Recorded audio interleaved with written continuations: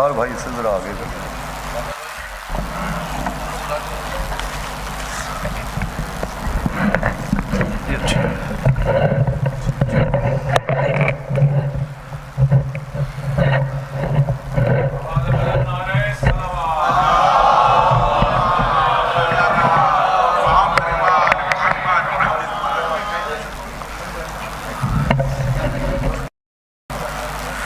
حضرات جب تک یہ اعلان سماعت فرما لیں کہ ان 5 مجالس میں آخری مجلس میں مرحومہ نواب ملکہ جہاں صاحبہ اور مرحوم نواب شاہ مرزا صاحب کے وارثان کی جانب سے کربلائے معلیٰ کی زیارت کے لیے قرآن اندازی ہوگی، جس میں اس بار کوئی 4 مومنین جن کے نام قرعے کے ذریعے منتخب کیے جائیں گے ان کو 40 کے موقع پر زیارت کے لیے روانہ کیا جائے گا.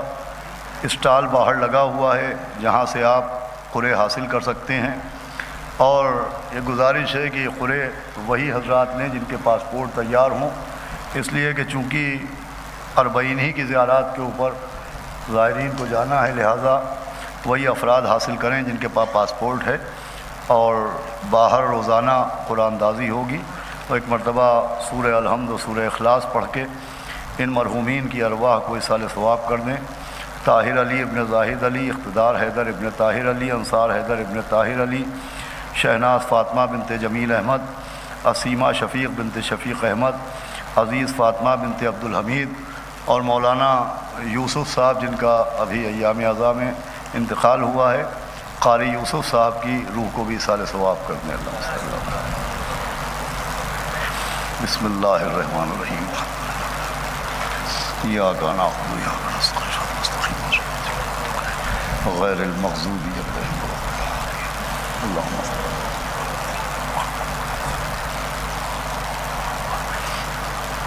فاتحہ. بسم اللہ الرحمن الرحیم.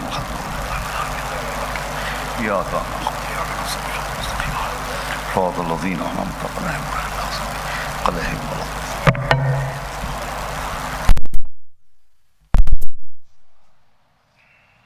اعوذ باللہ السمیع العلیہ العظیم من الشیطان اللعین الرجیم. بسم اللہ الرحمن الرحیم.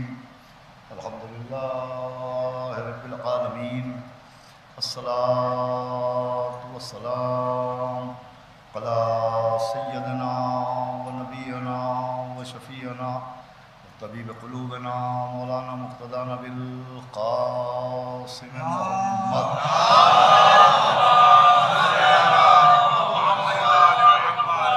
آلہ الطیبین الطاہرین المعصومین ولعنۃ اللہ علی اعدائہم اجمعین من یومنا ھذا الی یوم الدین. اما بعد فقط بسم اللہ الرحمن الرحیم. اللہم عارفنی حجتک فإنک ان لم تعرفنی حجتک ضللت عن دینی. صلوات گونج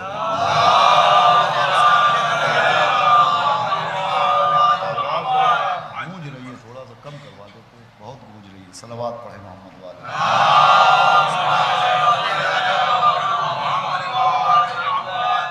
قابل قدر عزاداران سرکار سید الشہداء اور پرساداران و ماتمداران حضرات اسیران کربلا بطفیل چہاردہ معصومین علیہ السلام، اور خصوصاً بتائید معصوم عالم حضرت بطول بنت رسول جناب فاطمہ الزہرا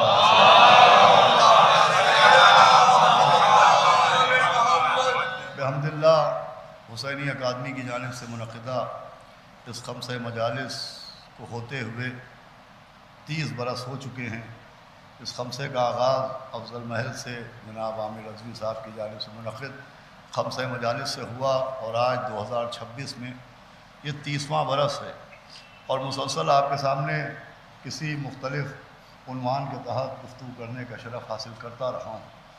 اس بار جو موضوع منتخب کیا گیا ہے وہ دور غیبت اور معرفت اہمیت.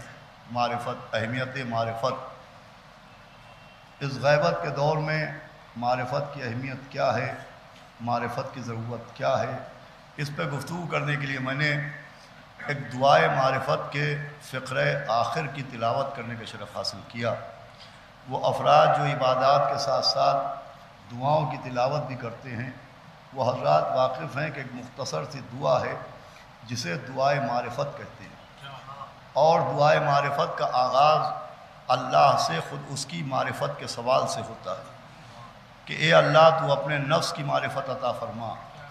دوسری دعا ہوتی ہے کہ اپنے رسول کی معرفت عطا فرما، اور تیسری دعا ہوتی ہے کہ اپنی حجت یعنی ائمہ معصومین کی معرفت عطا فرما۔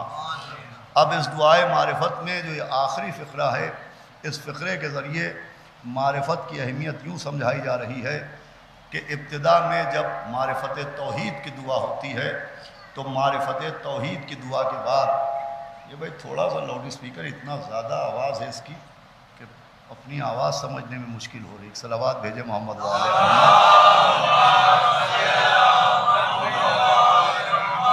ایک صلوات اور پڑھیں محمد والے۔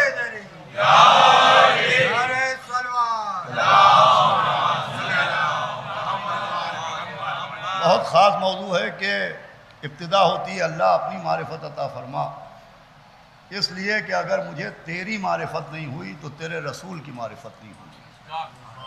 پھر دعا ہوتی ہے کہ اللہ اپنے رسول کی معرفت عطا فرما، اس لیے کہ اگر مجھے تیرے رسول کی معرفت نہیں ہوئی تو تیری حجت کی معرفت نہیں ہوئی۔ اور آخری فقرہ جس کی میں نے تلاوت کی کرنے کا شرف حاصل کیا کہ اللہ اپنی حجت کی معرفت عطا فرما، اس لیے کہ اگر مجھے تیری حجت کی معرفت نہیں ہوگی تو میں گمراہ ہو جاؤں گا۔ اور گفتگو کا میں آغاز کر رہا ہوں کہ دعائے معرفت اس بات کا اعلان کر رہی ہے کہ معرفت نہ ہونا ثواب کی کمی کا سبب نہیں بنتا ہے، بلکہ معرفت کا نہ ہونا، اس کے رسول اور اس کی حجتوں کی معرفت نہیں ہوگی تو معرفت نہ رکھنے والا ثواب سے محروم نہیں رہے گا بلکہ وہ گمراہ ہو جائے گا۔ یہ معرفت کی اہمیت، اور یہ گمراہی، بہت غور سنیے گا، یہ گمراہی صرف ان کے لیے نہیں ہے جو اہل بیت کا اقرار نہیں کرتے، بلکہ یہ گمراہی ان کے لیے بھی ہے کہ جو اہل بیت کو مانتے ہیں مگر پہچانتے نہیں ہیں۔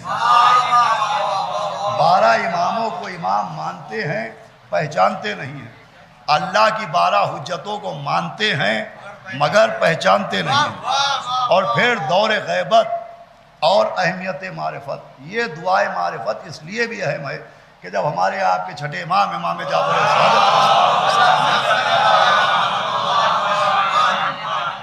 حضرت حجت اور حجت آخر یعنی امام وقت کے سلسلے میں اپنے اصحاب کو آگاہ کیا اور حضرت حجت کے آنے کی علامات بیان فرمائیں، ظہور کی علامتیں بیان فرمائیں، تو چھٹے امام کے ایک صحابی تھے جناب زرارہ، تو جناب زرارہ نے کہا کہ اگر ہم کو دور غیبت مل جائے، اگر ہم کو وہ زمانہ مل جائے جب آخری حجت پردہ غیبت میں ہو تو ہم کو کیا کرنا چاہیے؟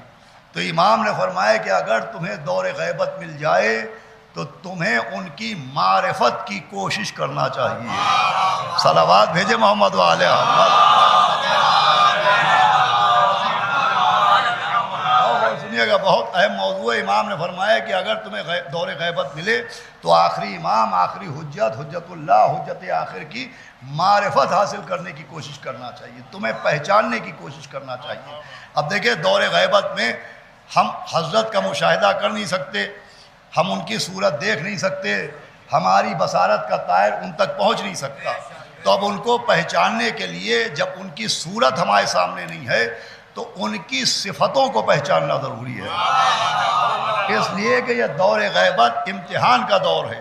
جب آپ علامات پڑھیے تو اس دور غیبت میں جب امام پردہ غیبت میں ہے تو ایک دور وہ بھی آئے گا کہ جب امامت کے دعوے کیے جائیں گے، حجت خدا ہونے کے دعوے کیے جائیں گے، خود مومنین میں اختلافات ہوں گے، اور 12 افراد، حدیثوں میں ہے کہ 12 افراد امام زمانہ ہونے کا دعویٰ کریں گے، حجت خدا ہونے کا دعویٰ کریں گے۔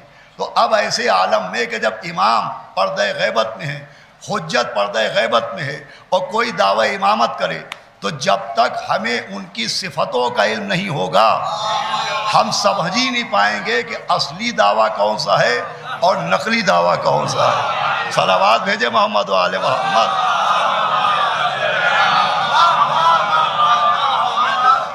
یہ بڑا نازک مسئلہ ہے جس دور میں ہیں ہم، اس دور میں کعبہ ہدایت خلاف غیبت میں ہے۔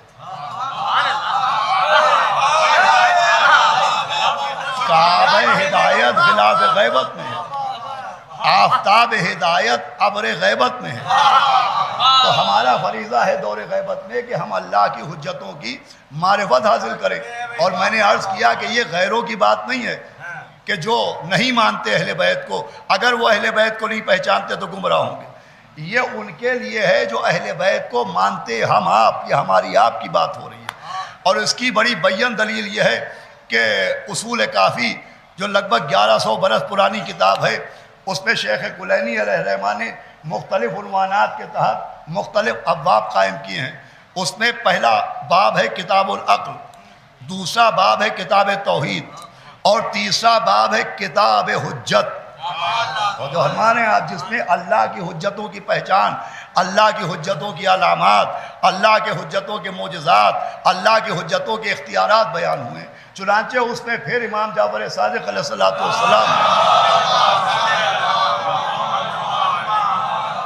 بھئی آج تمہیدی گفتگو ہے لیکن بہت اہم گفتگو ہے، اس کو بہت غور سنیے گا، اس لیے کہ آج ہی کی گفتگو باقی دن کی گفتگو سے مربوط ہو جائے گی۔ اگر آج آپ سن لیں گے تو انشاءاللہ آگے کی گفتگو آسان ہو جائے گی۔ چھٹے امام نے فرمایا کہ ہم وہ ہیں کہ جن کی اطاعت اللہ نے سب پر واجب قرار دی۔ دیکھیں ایک تو حدیثوں کو بہت غور سے سننا چاہیے، ہماری دلیلیں اپنی جگہ، ہمارے ثبوت اپنی جگہ، لیکن چونکہ ہم ناقص ہیں تو ہماری دلیلیں بھی ناقص ہوں گی۔ ہم گناہگار ہیں تو ہماری دلیلوں میں بھی دم نہیں ہوگا۔ دیکھیں یاد رکھیے گا کہ دین اور شیعت ہماری دلیلوں سے نہیں ملے گی، امام کی حدیثوں سے ملے گی۔ صلوات بھیجے محمد و آل محمد۔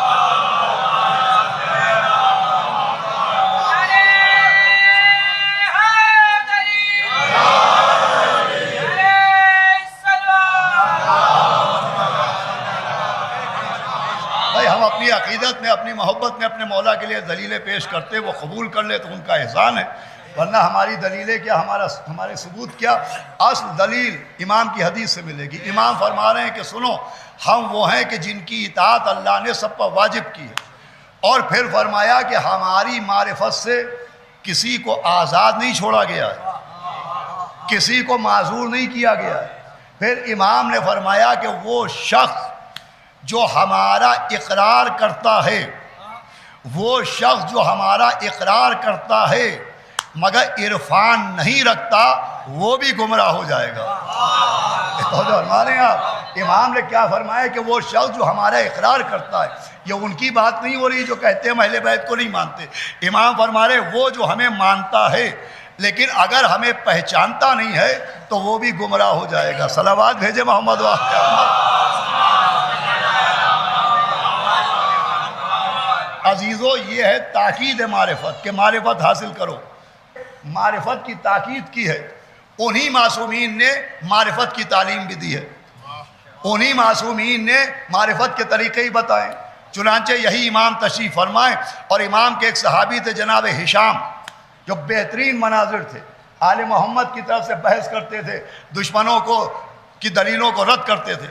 وہ جناب ہشام امام کے پاس بیٹھے تھے، اور جناب ہشام نے امام سے سوالات کیے، اور جتنے سوالات کیے سب کا تعلق تھا علم کلام سے۔ دیکھیں ماشاءاللہ بہت بڑی تعداد میں بچے جوان آتے ہیں، سنیں ان سوالات کا تعلق تھا علم کلام سے۔ یہ علم کلام ایک ایسا خاص علم ہوتا ہے کہ جس علم کے ذریعے مناظرہ کیا جاتا ہے، غیروں سے بحث کی جاتی ہے، امامت و ولایت کی دلیلیں دی جاتی ہیں۔ میں بات کو آسان کروں، جیسے علم رجال کے ذریعے راویوں کی تحقیق ہوتی ہے، اور علم کلام کے ذریعے سقیفائیوں کی دلیلوں کی تردید ہوتی ہے۔ گفتگو کا میں آغاز کر رہا ہوں۔ جناب ہشام نے کہا کہ حضرت علم کلام کے متعلق کچھ سوالات ہیں۔ جناب ہشام سوال کر رہے ہیں، امام نے جواب دیے۔ ہشام نے کہا کہ مخالف یہ کہتے ہیں، امام نے کہا تم یہ جواب دیا کرو۔ پھر ہشام نے کہا مخالفین ولایت کے لیے یہ کہتے ہیں، امام نے کہا تم یہ جواب دیا کرو۔ کا مخالفین غدیر کے لیے یہ کہتے ہیں، امام نے کہا تم یہ جواب دیا کرو۔ اب 500 سوال تھے علم کلام کے جو جناب ہشام نے امام سے کیے، ادھر 500 سوالات کے جواب آئے تشریف لے آئے، صلوات پڑھ دے محمد وآل محمد۔ آئیے رشید آواز ایک صلوات اور بآواز بلند پڑھ دیں۔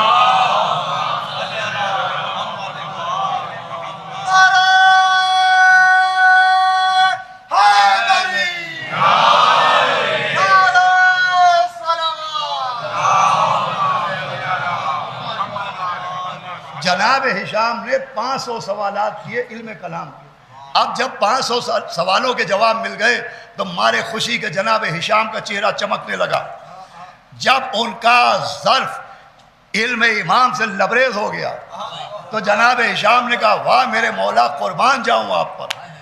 جناب ہشام نے کہا مولا صدقے ہو جاؤں آپ پر، میں تو یہ سمجھتا تھا کہ حرام و حلال کے مسائل میں آپ کا کوئی جواب نہیں، مجھے آج معلوم ہوا کہ علم کلام میں بھی کوئی آپ کا جیسا نہیں۔ اور سنیے گا، جناب ہشام نے کہا میں تو یہ سمجھتا تھا کہ فقہی مسائل میں حرام و حلال، وضو اور غسل، روزہ اور نماز کے معاملے میں آپ کا کوئی جواب نہیں، آج معلوم ہوا کہ علم کلام میں بھی کوئی آپ کا جیسا نہیں۔ جناب ہشام نے اپنے تئیں امام کی تعریف کی، ہونا کیا چاہیے تھا، امام بھی دعا دیتے، لیکن امام کے چہرے پہ آثار غیظ ظاہر ہوئے اور کہا وائے ہو ہشام، تم کو بھی اب تک ہماری معرفت نہیں ہوئی۔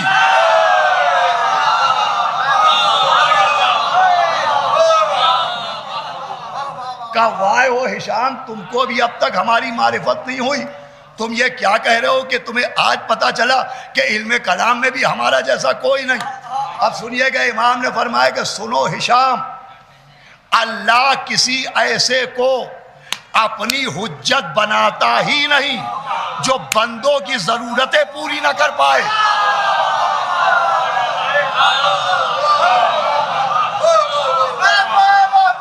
سنیے گا جانے گرامی، امام نے فرمایا ہشام اللہ کسی ایسے کو اپنی حجت بناتے ہی نہیں ہے، حجت اللہ وہ ہوتا ہی نہیں ہے جو دوسروں کی بندوں کی ضرورتیں نہ پوری کرے۔ اب دیکھیں حدیث ایک ہے، اس حدیث کے ذریعے دو پیغام ہیں۔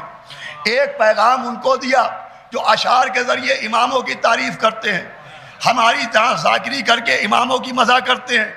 ایک پیغام انہیں دیا کہ اگر ہماری مدح، ہماری تعریف ہمیں خوش کرنے کے لیے کر رہے ہو تو ہماری تعریف اپنی سوچوں کے مطابق نہ کرنا، ہماری عظمت کے مطابق کرنا۔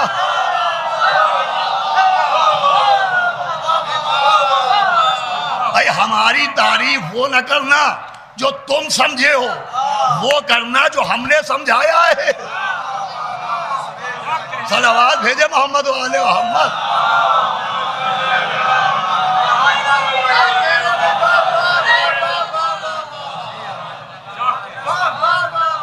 سنیے گرامی، بہت اہم بات ہے۔ ایک پیغام شاعروں کو دیا، ذاکروں کو دیا، خطیبوں کو دیا۔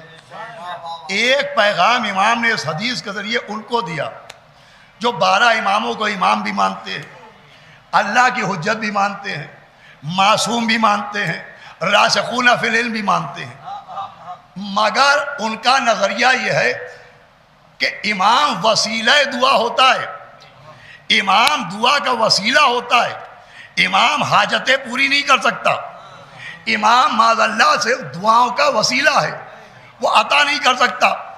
امام کی اس حدیث نے بتایا کہ اللہ کی حجت وہ ہوتا ہی نہیں جو بندوں کی ضرورت نہ پوری کرے۔ سمجھایا حجت اللہ صرف وہ نہیں ہوتا جو شرعی مسائل بیان کرے، حجت اللہ وہ ہوتا ہے جو حاجت روا بھی ہو۔ حجت اللہ وہ ہے جو بندوں کی ضرورت بھی پوری کرے، صرف شرعی مسئلے نہ بتائے، صرف علمی سوالوں کے جواب نہ دے۔ حجت اللہ وہ ہے کہ جو بے گھر کو گھر بھی دے، بے زر کو زر بھی دے، بیمار کو دوا بھی دے، بھوکے کو غذا بھی دے، فطروس آئے تو بالوں پر بھی دے، راہب آئے تو اولاد بھی دے، سائل آئے تو انگوٹھی بھی دے، فرشتہ آئے تو روٹی بھی دے۔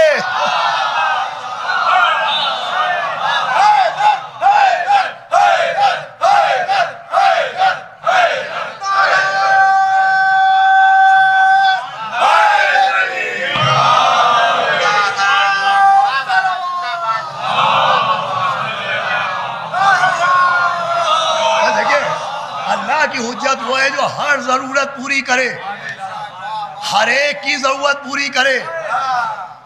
اسی لیے در اہل بیت پر صرف شرعی مسئلے نہیں بتائے گئے, علمی سوالات کے جواب نہیں دیے گئے, بے گھر کو گھر بھی دیا گیا, فطرس کو بالوں پر بھی دیے گئے, فرشتوں کو غذا بھی دی گئی. بھائی کائنات میں صرف ایک گھر ہے جس سے کوئی خالی نہیں گیا. مجھے کہنے دیجئے صرف ایک گھر ہے جس پہ کبھی یہ آواز نہیں آئی کہ بابا معاف کرو.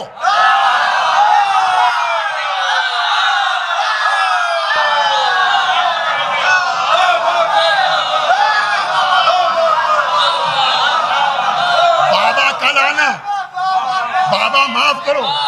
بھائی یہ حیثیت, یہ کیفیت ہمارے گھروں کی ہوتی ہے کہ فقیر نے پکارا, ہم نے کہا بابا معاف کرو. سائل آ گیا, کہا آج نہیں یہ کل دے دیں گے. در اہل بیت پر کبھی ایسی آواز نہیں آئی. جو بھی آیا, جب بھی آیا, حالانکہ مدینے میں مکان بہت تھے, مدینے میں مکان بہت تھے, کچھ ایسے بھی مکان تھے جس کی گلی میں فقیروں کے نقش قدم دیکھا ہی نہیں گئے.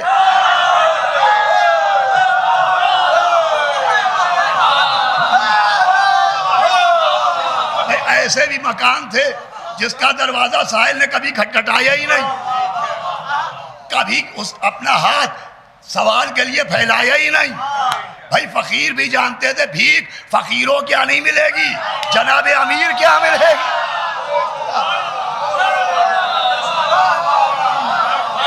اب میں آپ کو ایک مکان کا قصہ سناؤں.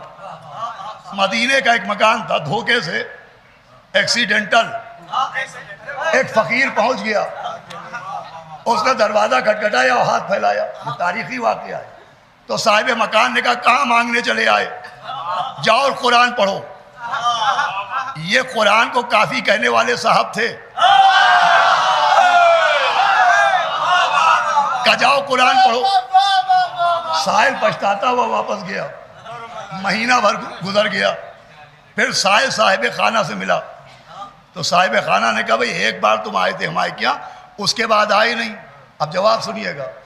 تو فقیر نے کہا سنو, تم نے مجھ کو اپنے سے دور کیا تھا, مجھے تم سے قرآن نے دور کر دیا.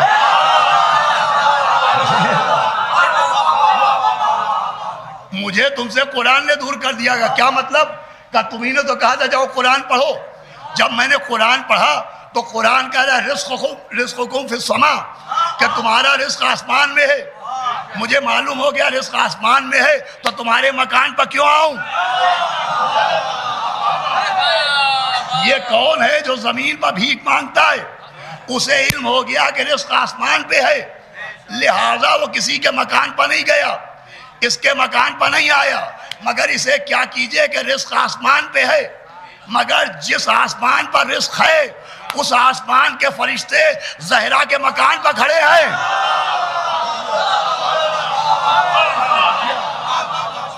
فرشتے آسمان چھوڑ کے کبھی سائل بن کے, کبھی یتیم بن کے, کبھی اسیر بن کے زہرا کے مکان پر کھڑے ہیں. آئیے فرشتوں سے پوچھے, فرشتوں رزق آسمان پر ہے, تم زہرا کے مکان پر کیوں ہو؟ مانگنے کے لیے در اہل بیت پر کیوں ہو؟ بھائی رزق تو آسمان پہ, توجہ سنیے گا, تم ان کے مکان پر کیوں مانگ رہے ہو؟ تم زمین پر مانگنے کیوں آ رہے ہو؟ تو فرشتے آواز دیں گے بھائی رزق آسمان میں ہے, ہم سے نہ پوچھو کہ ہم آسمان چھوڑ کے زہرا کے مکان پر کیوں آ رہے ہیں. عید کی صبح رضوان سے پوچھو کہ جنت آسمان میں ہے, کپڑے زمین پر کیوں لا رہے ہو؟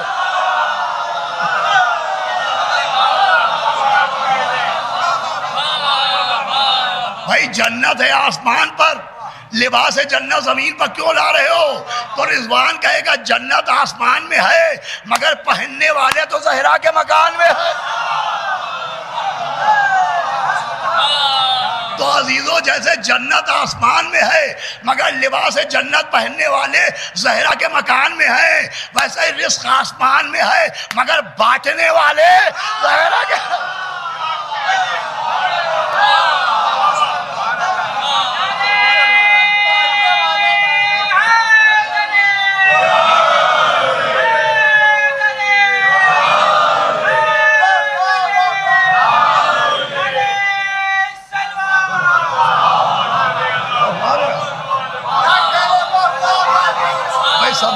ہے کہ رزق آسمان میں ہے، مگر آسمان کا رزق آسمان سے نہیں ملے گا، آسمان کا رزق آسمان سے نہیں ملے گا، آسمان کا رزق صحرا کے مکان سے ملے گا۔ ضرورتیں یہاں پوری ہوں گی، اس لیے کہ یہ حجت اللہ ہے۔ حجت اللہ سے اس کو نہیں کہتے جو شرعی مسائل کے جواب دے، جو صرف حلال و حرام بتائے، صرف احکام شرعی بتائے۔ حجت اللہ وہ ہوتا ہے جو حاجت روا بھی ہوتا ہے۔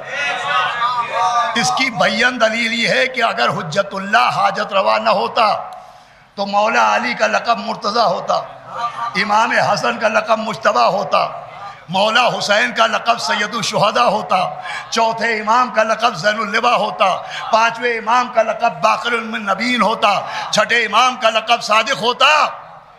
اگر حجت اللہ حاجت روا نہ ہوتا تو ساتویں امام کا لقب کاظم ہوتا، باب الحوائج نہ ہوتا۔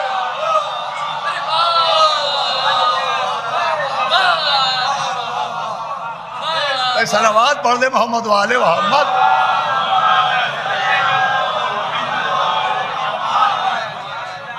بھائی یہ پہلی مجلس تبرکن حضرت باب الحوائج کے روضے کی شبیہ میں ہوتی ہے۔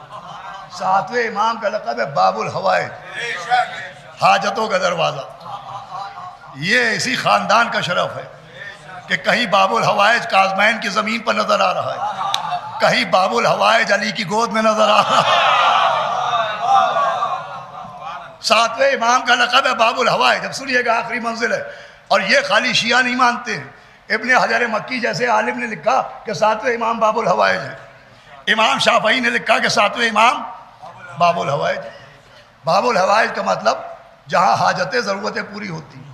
اب دیکھیں ضرورتیں دو طرح کی ہوتی ہیں، کچھ ضرورتیں ہوتی ہے جسمانی، کچھ ضرورتیں ہوتی ہے روحانی۔ اللہ کی حجت وہ ہوتا ہے جو صرف جسمانی ضرورتیں نہ پوری کرے، روحانی ضرورتیں بھی پوری کرے۔ اب روحانی ضرورتیں کیا؟ ایمان روح کی ضرورت ہے، تقوی روح کی ضرورت ہے، محبت اہل بیت روح کی ضرورت ہے، عشق جناب امیر روح کی ضرورت ہے۔ ویسے ہی معرفت بھی روح کی ضرورت ہے۔ ایک صلوات بھیجے محمد والے محمد۔ بہت غور سنیے گا، معرفت بھی روحانی ضرورت ہے۔ یہی ساتویں امام ہیں۔ اب مسجد میں داخل ہوئے، ایک بزرگ تھے جن کا نام تھا حسن ابن عبداللہ، اور وہ شیعہ نہیں تھے لیکن نمازی تھے، روزے دار تھے، متقی تھے، پرہیزگار تھے۔ اتنے متقی و پرہیزگار تھے حسن ابن عبداللہ کہ پورے شہر میں ان کے تقوی کا اور ان کی عبادتوں کا چرچا ہوتا رہتا تھا۔ پوری توجہ سنیے گا، لوگ ان کی عزت کرتے تھے، ارے بھائی بڑے اللہ والے ہیں، ہر وقت مصلے پر رہتے ہیں، نماز پڑھتے رہتے، ان کا بڑا بھرم تھا، ان کی بڑی عزت تھی۔ ایک دن ساتویں امام مسجد میں آئے، حسن ابن عبداللہ مصلے پر بیٹھے تھے۔ امام نے کہا حسن عبداللہ صرف عبادت نہ کیا کرو، معرفت بھی تو حاصل کرو۔ موضوع کے ساتھ ہیں آپ۔ کہا حسن ابن عبداللہ صرف عبادت نہ کرو، معرفت بھی حاصل کرو۔ تو حسن ابن عبداللہ نے کہا حضرت آپ ہی بتائیے معرفت کیسے حاصل کروں؟ تو امام نے کہا جاؤ علم فقہ حاصل کرو اور علم حدیث حاصل کرو۔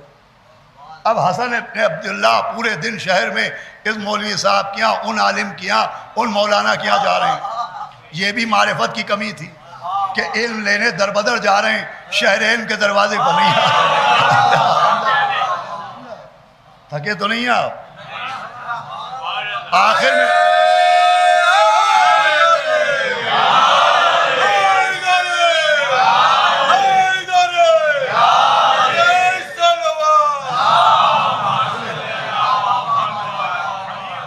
اور جب بھی ماشاء اللہ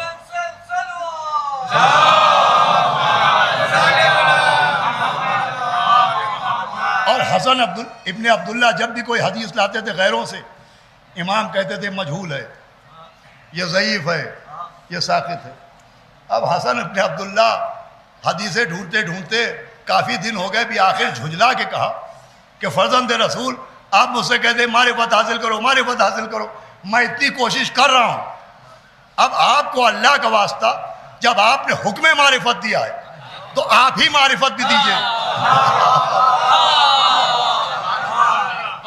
آپ ہی معرفت کرائیے کہ معرفت ہے کیا. تو امام مسکرائے کہ سنو حسن ابن عبداللہ، معرفت کی پہلی منزل یہ ہے. بھائی نوجوان غور سے سنیے گا، معرفت کا لفظ آپ سنتے رہتے. امام نے فرمایا معرفت کی پہلی منزل یہ ہے کہ تم یہ یقین رکھو کہ آخری نبی پر نبوت ختم ہوئی ہے، سلسلہ ہدایت ختم نہیں ہوا ہے. نبوت ختم ہوئی ہے، ہدایت ختم نہیں ہوئی ہے. فرمایا معرفت کی دوسری منزل یہ ہے کہ نبی کے بعد علی کو فاصلے سے نہ مانو، بلا فصل مانو.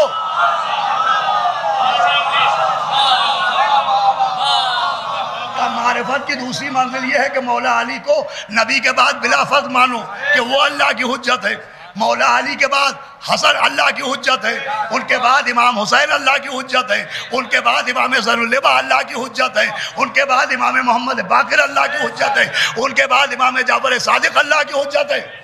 اور فرمایا ان کے بعد میں اللہ کی حجت ہوں. یہ معرفت کی پہلی سیڑھی ہے کہ یہ معرفت کی پہلی منزل ہے.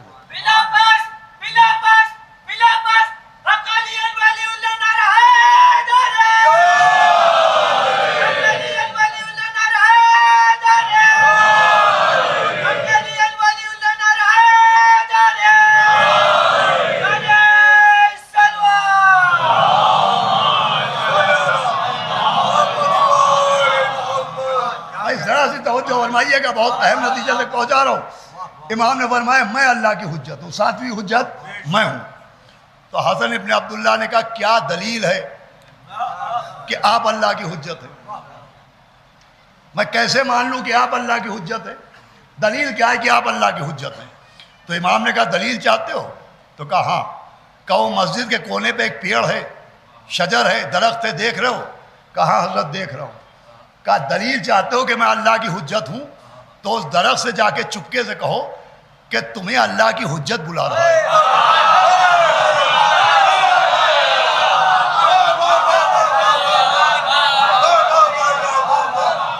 اس سے کہو تمہیں امام موسیٰ ابن جعفر حجت اللہ بلا رہے ہیں. حسن ابن عبداللہ درخت کے پاس گئے اور کہا اے درخت تجھے اللہ کی حجت امام موسیٰ ابن جعفر بلا رہے ہیں. تو جیسے ہی امام کا نام سنا درخت اپنی جڑوں سمیت ساتویں امام کی طرف ایسے دوڑا جیسے قمبر علی کی طرف دوڑا.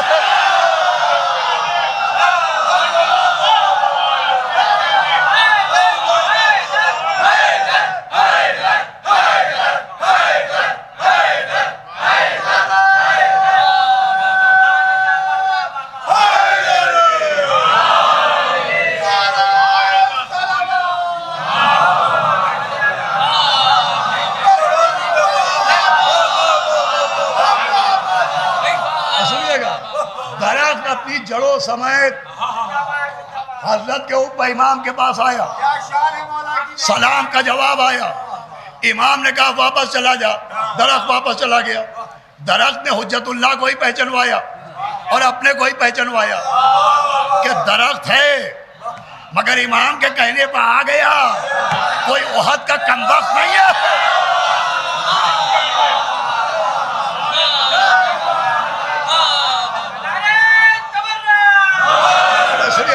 مکمل ہو جانے دیں بھائی، بات پوری پہنچ جائے. میں عرض کر رہا ہوں کہ جیسے ہی امام نے حکم دیا درخت آیا، پھر امام نے حکم دیا واپس چلا گیا.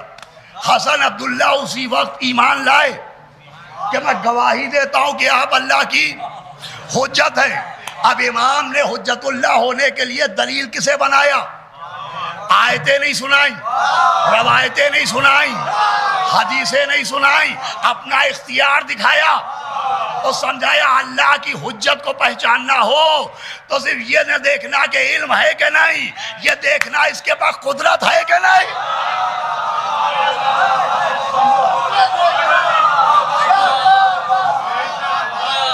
صرف علم دلیل نہیں ہے، اختیار بھی دلیل.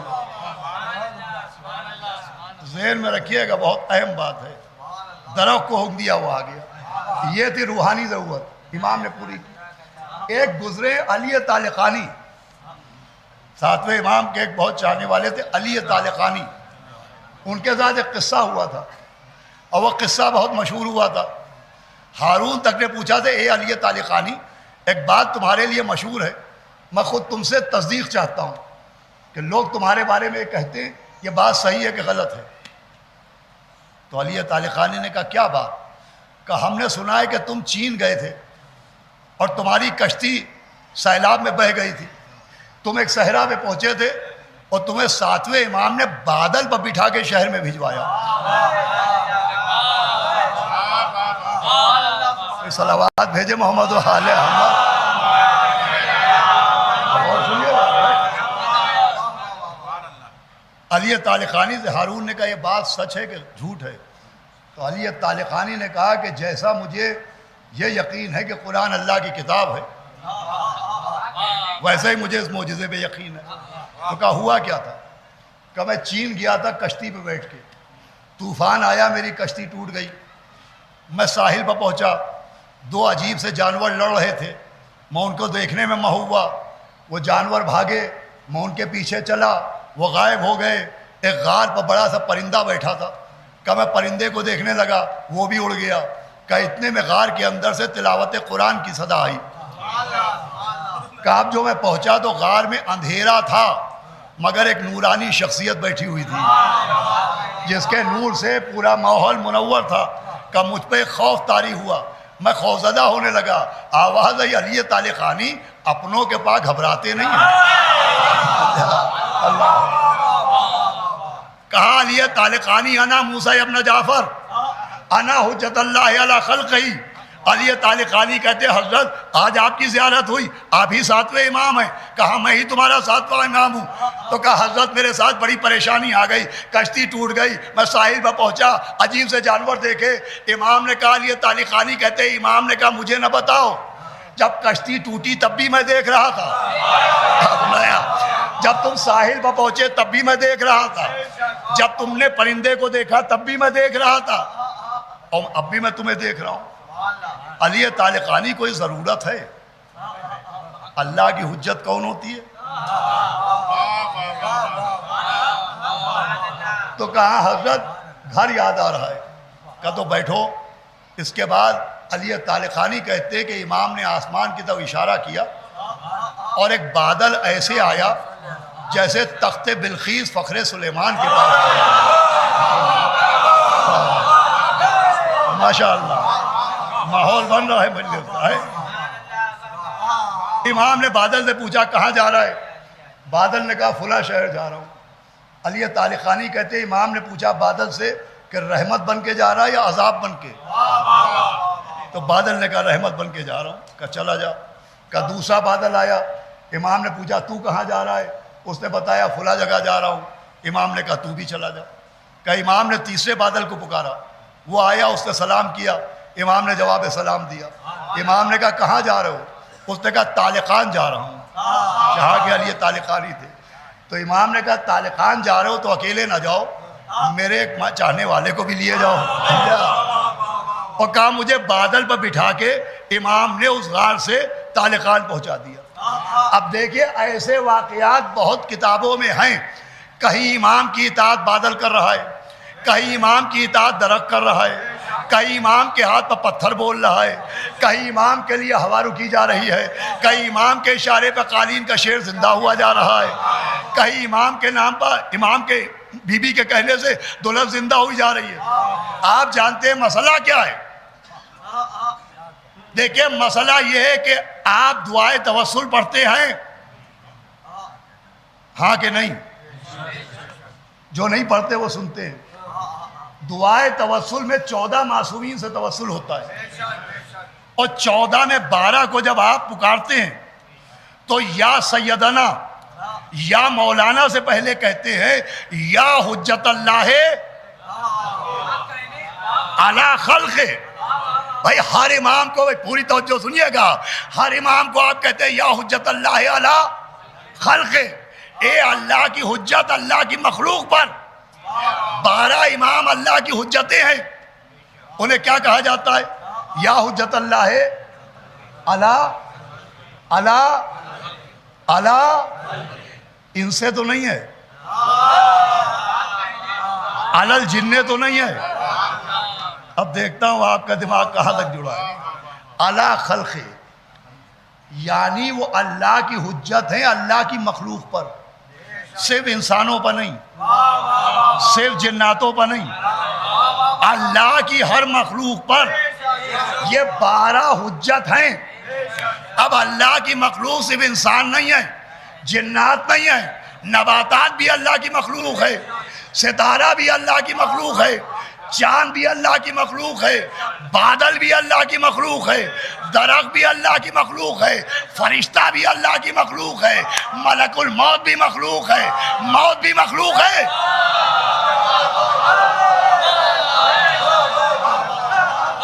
ارے خدا کے لیے میں آخری بات سمجھا لے جاؤں، سورج مخلوق ہے، امام اس پر حجت ہے، چاند مخلوق ہے، امام اس پر حجت ہے، ستارہ مخلوق ہے، امام اس پر حجت ہے، بادل مخلوق ہے، امام اس پر حجت ہے، پتھر مخلوق ہے، امام اس پر حجت ہے، قالین پر بنی ہوئی شیر کی تصویر مخلوق ہے، امام اس پر حجت ہے، وہ جو دلہن یہودی کے گھر میں مری پڑی ہے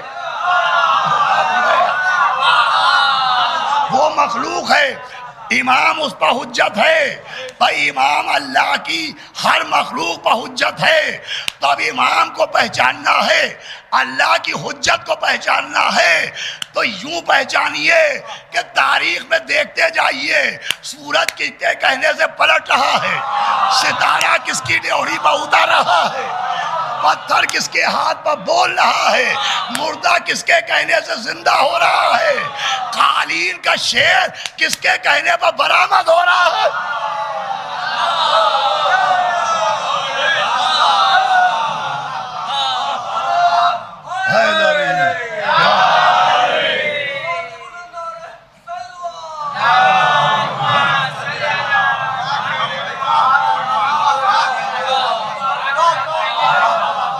سمجھیے ان باتوں کو، پہچاننے کا مطلب کیا ہے؟ سورج کا پلٹنا سورج کے مخلوق ہونے کی دلیل ہے، وہ ان کے کہنے پر پلٹنا ان کے حجت اللہ ہونے کی دلیل ہے۔ ذرا سا بیدار ہو جائیں، چاند کا 2 ٹکڑے ہونا چاند کے مخلوق ہونے کی دلیل ہے، ان کے کہنے پر 2 ہونا ان کے حجت اللہ ہونے کی دلیل ہے۔ ستارے کا ان کی ڈیوڑی پر اترنا ستارے کے مخلوق ہونے کی دلیل ہے، اور ان کے کہنے پر اترنا اللہ کے حجت ہونے کی دلیل ہے۔ اب مخلوقات کی فہرست بناتے جائیے، اللہ کی حجتوں کو پہچانتے جائیے۔ مخلوق میں قرآن کہہ رہا ہے زندگی بھی مخلوق ہے اور موت بھی مخلوق ہے۔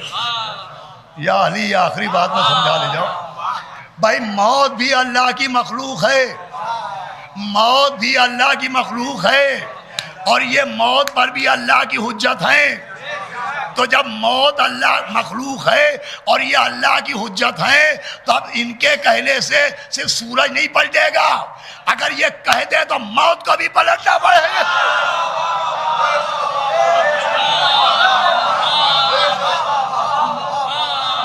صلوات بھیجے محمد والے محمد۔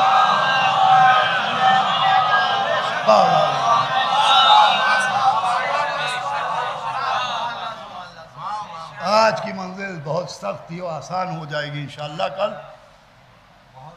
یہ اللہ کی حجتیں ہیں، اللہ کی مخلوق، صفتوں کے ذریعے ان کو پہچانتے رہیے، تاکہ جب حجت آخر آئے تو پہچان لیا جائے، صفتوں کے ذریعے وہ پہچانے جائیں گے، اختیارات کے ذریعے وہ پہچانے جائیں گے۔ اسی لیے روایتوں میں ہے کہ جب وہ آئیں گے تو اپنے ساتھ کھانا پانی لے کے نہیں چلیں گے، ان کے پاس وہ پتھر ہوگا جس پہ جناب موسیٰ نے عصا مار کے چشمہ نکالا تھا، تو لوگ کہیں گے کہ حضرت کھانا پانی بھی تو سفر میں رکھا جاتا ہے، امام فرمائیں گے پتھر ہے تو لوگ کہیں گے اس سے تو پانی نکلتا تھا، کہ وہ نبی اللہ تھا جو پانی نکالتا تھا، میں حجت اللہ ہوں، میرے کہنے سے کھانا بھی نکلتا۔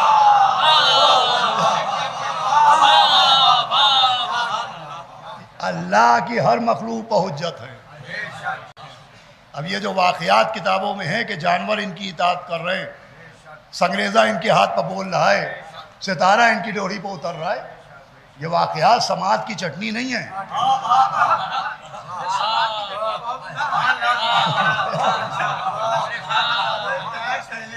یہ حجت خدا کو پہچاننے کا ذریعہ. ابھی بات یہیں تک نہیں ہے، بس گفتگو میں نے تمام کی. گھوڑا بھی اللہ کی مخلوق ہے، کبوتر بھی اللہ کی مخلوق ہے. یہ جو واقعہ ملتا ہے کہ مولا حسین جب گھوڑے سے زمین پر گرے تو امام کے ذوالجلال نے اپنے دانتوں سے تیر کھینچے. یہ کیا ہو رہا ہے؟ یہ اللہ کی مخلوق حجت اللہ کی نصرت کر رہی ہے. بعد شہادت امام حسین مدینہ کیسے خبر پہنچی؟ 2 کبوتر خون حسین میں غلطہ ہوئے. اب مدینے جا کے اپنے پروں کو پھڑپڑایا اور خون کی بوندیں مدینے کے ہر گھر میں گئیں تو لوگوں کو معلوم ہوا کہ الا قتل الحسین. بس ماشاءاللہ جناب سیدہ آپ کو اجر عظیم عطا فرمائے کہ شدید گرمی میں آپ پہلی مجلس پہ اتنی بڑی تعداد میں یہاں بیٹھے ہیں. محرم کی 15 تاریخ ہو گئی، بیٹھنا بھی چاہیے، اس لیے کہ یہ زمانہ مصائب کے خاتمے کا زمانہ نہیں ہے. یہی وہ زمانہ ہے کہ جب علی کی شہزادی کوفے کی گلیوں میں بے مخنہ و چادر پھرائی جا رہی. بدل لو. چاند رات سے اب تک آپ رو رہے ہیں، مسلسل روئے، اور ایک مجلس سے دوسری مجلس میں یہ شاید بات میں پڑھ چکا ہوں کہ آج 15 محرم کو پھر سے اتنا بڑا مجمع آنا اس بات کی دلیل ہے کہ رونے سے آپ کا دل نہیں بھرا. حالانکہ آپ نے مصائب سنے ہیں، آپ نے اپنی آنکھ سے دیکھے نہیں ہیں. آپ نے سنا ہے کہ ایک بچی قافلے کے پیچھے پیچھے دوڑ رہی تھی اور کہتی کہ میں یہ نہیں کہتی کہ ہماری میں بٹھا دو، بابا مجھے فضا کی سواری میں بٹھا دو. آپ نے سنا ہے کہ جناب عباس کے بازو کاٹ ڈالے گئے، آپ نے دیکھا نہیں. آپ نے سنا ہے کہ اکبر کے سینے میں نیزے کی انی ٹوٹ گئی، آپ نے دیکھا نہیں. آپ نے سنا ہے کہ جناب قاسم کے لاشے پر گھوڑے دوڑائے گئے، آپ نے دیکھا نہیں. آپ نے سنا ہے کہ نشانہ تاک کے جناب علی اصغر کے گلے پر تیر مارا گیا، آپ نے دیکھا نہیں. آپ نے سنا ہے کہ دودھ اگلنے والا بچہ خون اگل رہا اور مولا حسین آواز دیتے یا غیاث المستغیثین لا معبود سواک، اے بے کسوں کی مدد کرنے والے تیرے سوا میرا کوئی مددگار نہیں ہے. آپ نے سنا ہے، دیکھا نہیں. آپ نے سنا ہے کہ خشک رگیں کون خنجر سے کاٹ ڈالی گئی، آپ نے دیکھا نہیں. ایک سوال ہی آپ کو رلا دے گا کہ جب سن کے آپ کا یہ عالم ہوتا ہے تو کوئی اس بہن سے پوچھے جس کی آنکھوں کے سامنے بھائی کے گلے میں خنجر چلا، وہ بہن کہ جو بعد قتل حسین علیہ السلام اسی زمانے میں ابن زیاد ملعون کے دربار میں تھی، وہ بی بی جن کا نام نامی اس میں گرامی زینب ہے. مجھے جناب فضہ کی بیان کردہ روایت یاد آتی ہے کہ جناب فضہ کہتی ہیں کہ جب مولا حسن 2 سال کے تھے اور وہ مولا علی کو دیکھ کے دوڑتے تھے، مولا علی امام حسن کو گود میں اٹھا لیتے تھے.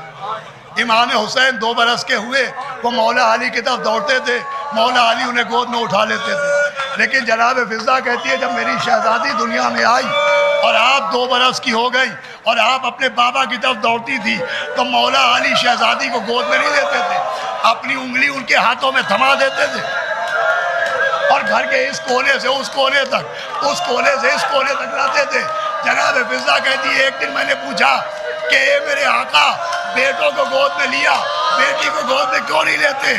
آواز دی کہ فضہ میں زینب کو پیدل چلنے کا عادی بنا رہا ہوں، لیکن کربلا سے کوفے، کوفے سے شاہ. وہ بھی انہیں سمجھ لیتا ہوں 2-4 منٹ وہ دربار ابن زیاد میں اور ابن زیاد ملعون کھانا کھا رہا